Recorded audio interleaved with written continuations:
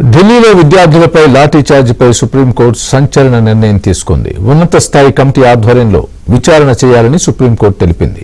CJP ధర్నాలో 2800 మంది నేర చరిత్ర కలిగిన వారు పాల్గొన్నారని సుప్రీంకోర్టుకు తెలిపింది. కేంద్రం విద్యార్థులపై పెట్టిన కేసుల్ని విత్డ్రా చేసుకోవాలని డిమాండ్ చేశారు సీజేపీ అధికార ప్రతినిధి సౌరభ్ దాస్.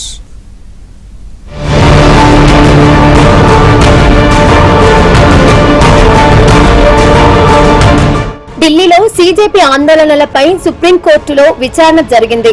ఈ సందర్భంగా ఉన్నత స్థాయి కమిటీ ఏర్పాటు చేస్తూ ధర్మాసనం నిర్ణయం తీసుకుంది. సుప్రీంకోర్టు మాజీ న్యాయమూర్తి, హైకోర్టు మాజీ సీజే, రిటైర్డ్ డీజీపీతో కమిటీ ఏర్పాటుకు నిర్ణయం తీసుకున్నారు. కమిటీకి మౌలిక సదుపాయాలు కల్పిస్తున్నట్లు సుప్రీంకోర్టు తెలిపింది. హైపవర్ కమిటీకి సీసీ ఫుటేజీలతో పాటు వీడియోలను అందించాలని ధర్మాసనం పేర్కొంది. బాధితులందరి వాదనలను కమిటీ వింటుందని, కమిటీ సిఫార్సుల ఆధారంగా చర్యలు తీసుకుంటామని సుప్రీంకోర్టు స్పష్టం చేసింది. ఇక సుప్రీంకోర్టులో ఢిల్లీ, బీహార్ పోలీసులు అఫిడవిట్ దాఖలు చేశారు. మరోవైపు నీట్ నిరసనల సమయంలో జరిగిన హింసకు సంఘ వ్యతిరేక శక్తులు కారణమని సొలిసిటర్ జనరల్ తుషార్ మెహతా సుప్రీంకోర్టుకు చెప్పారు. జూలై 20 నిరసనల సమయంలో 2800 మందికి పైగా ఘోరమైన నేర చరిత్ర కలిగిన వ్యక్తులను పోలీసులు గుర్తించినట్లు ఆయన తెలిపారు.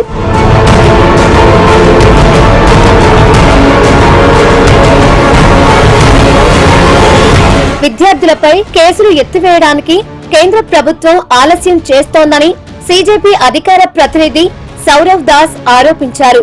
నేర చరిత్ర కలిగిన వారిని వదిలేసి మిగతా విద్యార్థులపై ఉన్న ఎఫ్ఐఆర్లను ఎందుకు రద్దు చేయరు అంటూ ప్రశ్నించారు.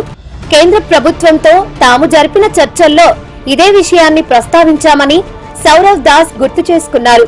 కేంద్ర ప్రభుత్వం తక్షణమే కేసులను ఉపసంహరించుకోవాలని డిమాండ్ చేశారు. The union government was saying that there are hardened criminals, around 2800 of them that were identified by the facial recognition technology. We want to proceed against them. The Supreme Court made it very clear that if 2800 have to be proceeded against, you file a separate FIR and give us a separate list of those FIRs. But against the protesters, whatever FIRs are pending, give that list to us and we'll quash it. They asked it 3 times. CJP అధినేత అభిజిత్ దీప్కేపై కేంద్ర మంత్రి కిరణ్ రిజిజు సంచలన వ్యాఖ్యలు చేశారు.